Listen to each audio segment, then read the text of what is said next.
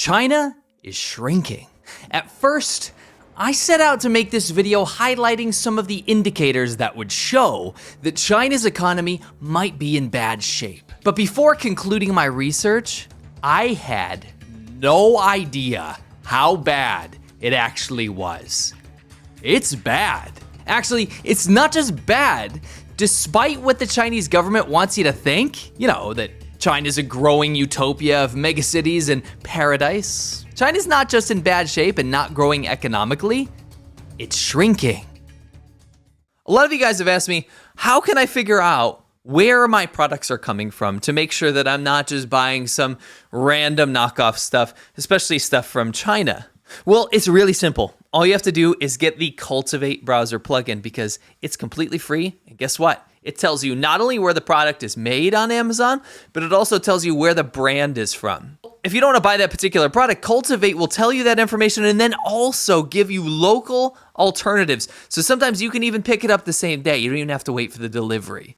And now Cultivate has a fantastic new feature that shows you straight up, right when you look for a product, what the country of origin is. For example, I'm looking here for a watch winder, but look, all these random brands, Zoe Joey, La La Hu, Lando, all these are from China. But guess what? Because of Cultivate, I was able to find one made in Taiwan. Not only do I want to support products made in Taiwan, I know that I'm going to get a higher quality product, and that's awesome. It's a fantastic way to make Amazon more transparent, to know where your stuff is coming from, who you're supporting, and give you cheaper local alternatives. Not only that, Cultivate also gives you cash back on your purchases. If you go to wecultivate.us/Laowai, you're going to be able to get this plugin for free.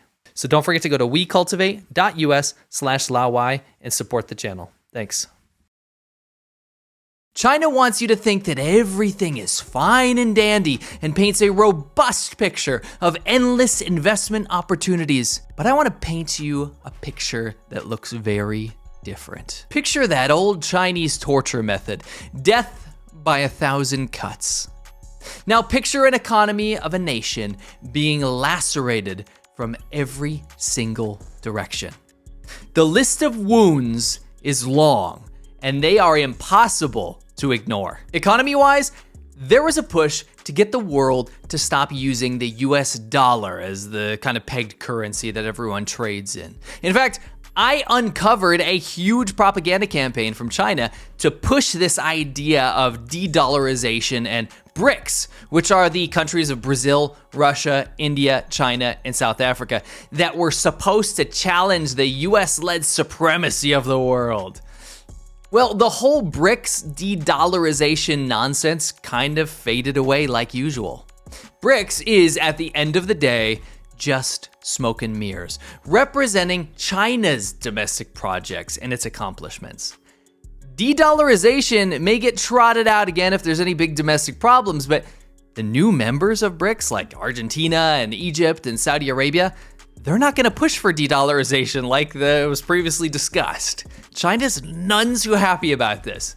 In fact, Argentina has de facto switched to using the USD since the ARS has 100% inflation. Saudi's rial has been pegged to the USD since 1980, and Egypt has said openly that they trust the transparency of the Federal Reserve, that's the US, more than the PBOC or the Central Bank of Russia. Also, China's demographic crisis means that there's too many old people. There's not enough young people to care for them, and the one-child policy set this up.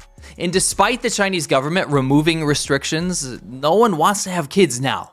In a country with little to no social programs, ironic, it being the Communist Party of China is supposed to be socialist, isn't that kind of devastating? Well, it is. It's alarming, and I don't think we're too far away from the Chinese government actually forcing people to have children. China's former second in command, Li Keqiang, who just recently passed away, was one of the only people in China that was honest about China's economy. China is poor.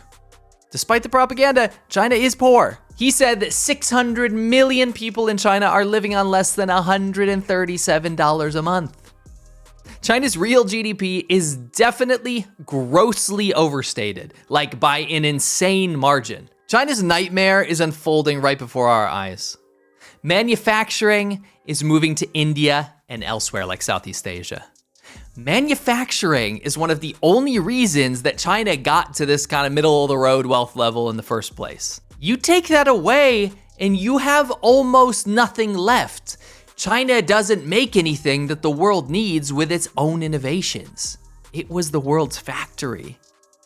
China won't acknowledge that manufacturing is leaving though, and I love when they do this. Instead, they make knee-jerk propaganda videos to tell everyone that it's not in fact hemorrhaging manufacturing contracts like Apple and its iPhone. What better way to tell everyone that companies aren't leaving China than to get some random Western dude to eat grapes and tell you that India isn't going to pose a threat to China's iPhone production? Do you think that, India challenge China's dominance in this well-known product in the future? I doubt it. Yeah, I think it can even be said that China has become the apple of Apple's eye. I mean, it is true, though, that some companies have moved some production to Southeast Asia. We have to admit that. It is true to some extent. The actions speak louder than words. Yeah. What's the facts? Bro, have some respect! China seems to have an endless supply of these people willing to shill for state propaganda and live out their days basking in the glory and shelter of the Communist Party of China. Well, enjoy the grapes, buddy, and the declining economy. The West banning sending advanced chips to China, remember when Biden did that? And their Huawei Mate 60 flop, remember that huge propaganda campaign they had about their domestically developed chip? And they got Western journalists to brag about how they've just come up with some huge innovation in chip technology and, bypassed all these sanctions. The fact that that phone flop emphasizes that they couldn't actually make an advanced chip. They need the USA for their entire future. Financial clients are stepping back, and even the foreign investment figure has gone negative for the first time. And that's not even counting the outflows out of the Hong Kong banks and all the Pearl River Delta factory owners. In fact, I spoke to a market expert. Every client that he knows who has China exposure just asked if they can hedge it. And they don't trust where things are going. If that's not a real world example of how bad this is getting, I don't know what is. But guess what? There's a lot more. China's been making student visas harder to get, and Indian students are coming to the US to study, growing faster than the amount of Chinese students. And where do you think ideas and future developments and research incubate? They incubate in the US and in Europe. When you don't have your students going to those places anymore, things tend to stagnate. Xi Jinping, the dictator of China, his trust circle is shrinking every day. And it's really due to his own paranoia. He's reduced the talent pool of the Chinese government to a close circle of yes men who are too scared to address and rectify any problems, of which there are so many right now. Infrastructure is starting to show problems as well. These massive state projects is kind of the calling card of the Chinese government. It's what they get so much credit for, but there have been cracks in the Three Gorges Dam, the largest dam in the world, skyscrapers shaking or falling apart, and reducing the speeds on some of these high-speed rail routes, which is really the biggest achievement of the Chinese government. Is this just a small fire, or is this arson? Is something causing this dumpster fire? Well, let's look at dictator Xi Jinping's actions. Xi is the one removing people that he once trusted, sometimes even just a year or so elevating that person to that position. The purge line is getting exhausting to look at. Xi Jinping has also had to step back from one of his biggest things, which was common prosperity. This theme was supposed to be one of his great achievements. Everyone in China might never be rich, but everyone will be okay. That was kind of what it was about. According to Xi Jinping, the Chinese dream is to just be okay. It's kind of like the American dream, but super lame. Now, Xi Jinping is also the one who apparently cannot accept people that tell him that Taiwan, the invasion at least, would be a mess. Invading Taiwan would be an absolute disaster. And there are people in his circle, in his government, that tell him that. It would be one of the most complicated and messy invasions in human history. But he just can't accept this. It keeps being part of what he wants to be known for. Xi Jinping is also the one who can't stop himself from clamping down tighter on Hong Kong. Remember those Hong Kong protests, those democracy protests that China effectively completely eradicated? You know, and half the entire area went out in the streets and protested for a democratic area and to reduce Beijing's control over it. Well, he did achieve his political goals. Hong Kong has completely fallen in the fold of mainland China, but in the process, he turned much of the world against him and the Chinese government, and Hong Kong is not the place where people go do business anymore, and that is a big problem for China. Xi Jinping is also the one who had to humble billionaire Jack Ma, and now the CEO of Douyu, making China look all the more unappealing for those who want to grow large companies, whether they be Chinese or foreign investors. It looks very unstable, unpredictable. Xi Jinping's also the one who decided that China should tie themselves to Russia, which, in my mind, is a long-term suicidal move. Xi Jinping is the one who is approving the maps that claim more territory of China's neighbors and even hints at claims on Russian cities. Do you think Russia likes that? Pew Research Center, which I love, also just released a very cool tool to see how people surveyed from other countries view the leader of China and the leader of the US, kind of comparing them to each other over time. People used to be kind of split more evenly under Trump. Like when Trump was president, it was kind of more like half and half. Half of the world was like, yeah, we prefer the US. Half the world was like, maybe we prefer China.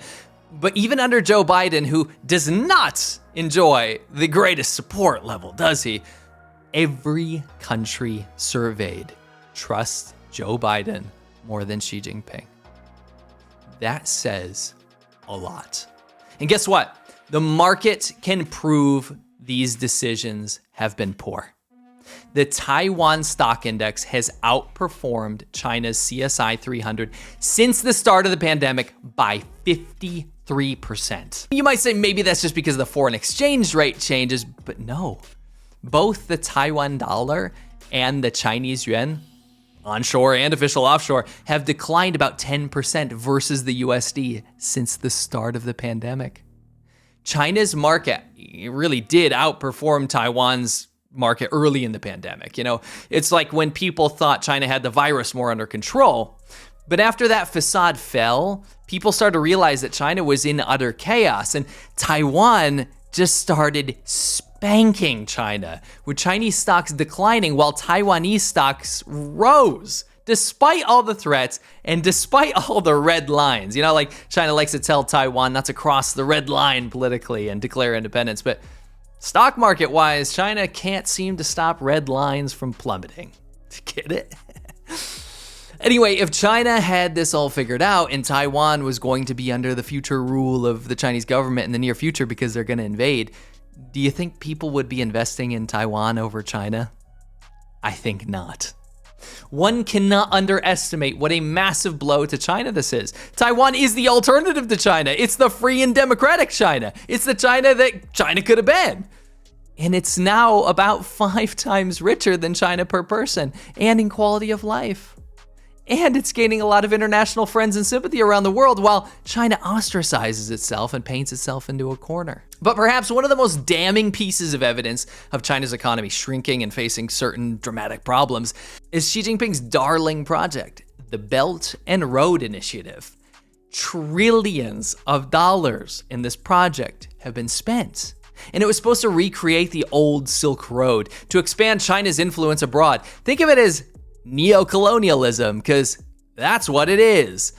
The idea was basically China goes into developing countries and makes a bunch of infrastructure projects for them, and then says, look, we helped you, so you're our friend now, and they get some brownie points abroad. But in reality, this was to gain political influence abroad in a world that increasingly sees China as a negative influence. It kind of worked initially. No one saw the debt traps, right? Countries looked at China kind of favorably. It backfired. In fact, many of these countries that joined the Belt and Road Initiative completely have backed out or are in talks of backing out right now as we speak. The Philippines continues to cancel project after project from China because they simply don't have any results from them. And it doesn't help that China keeps harassing the Philippines in their own waters, but that's another video. Anyway, Italy looks like it might withdraw from the Belt and Road Initiative, and this would be particularly devastating because Italy is the only country in the Belt and Road Initiative that's part of the G7 group of developed nations. This would be a massive blow to China's ego, and as well, it makes it look less appealing to future participants. It turns out some countries don't like the idea of being promised something, not getting it, owing the lender, and then potentially losing sovereignty to a foreign country. Belt and Road Initiative? More like the Bait and Rob Initiative. Am I right? More than 60% of participants in China's Belt and Road Initiative countries are in financial distress, particularly in Africa. These countries cannot pay back China, and many of them have seen little to nothing in the way of progress on these projects. In fact, Xi Jinping's ambitious project that was lauded by the Chinese government as a guaranteed success when it was launched is now being described by Xi Jinping himself as increasingly complex. Now that's a 180. Anyway, it's funny how I actually came to see a lot of China's problems through its knee-jerk propaganda campaigns. In fact, when something isn't working out, China will usually rush out to sloppily put out laughable propaganda on their state media channels, like, for example, this Belt and Road board game. I kid you not, they paid God knows how much money to make a video that only got hundreds of views to show that the Belt and Road Initiative is still relevant. Notice me, senpai. Imagine having to be these presenters rattling off these ridiculous facts about China's failed infrastructure projects. Despite all this, China doesn't give up on trying new Ponzi schemes to make everything look okay, and also to transplant some of those losses elsewhere. And it's kind of ironic. China is shrinking and feeling economic pain, yet they're putting all of their energy into growing influence and spending money elsewhere. Doesn't make sense, does it? It actually kind of sounds like how a supernova works. A big burst of light and energy that causes the center to implode. So maybe China isn't shrinking, maybe China's imploding. Either way, all sources are in the description, and shout out to the people who helped with this analysis, as well as Shabby Chadwell, friend of the channel and international financial economist. If you guys want to see all my latest and greatest stuff, I want you to join me over on The China Show. It's my live show every single Friday. You're gonna wanna check it out if you wanna know the current events, what's happening in China, the good, the bad, the ugly, the awesome. All that stuff is over there, so make sure you're subscribed. And please, don't forget to subscribe to my channel here on Laowinner86. We're almost at 1 million subscribers, so let's help push that over the edge. Thanks.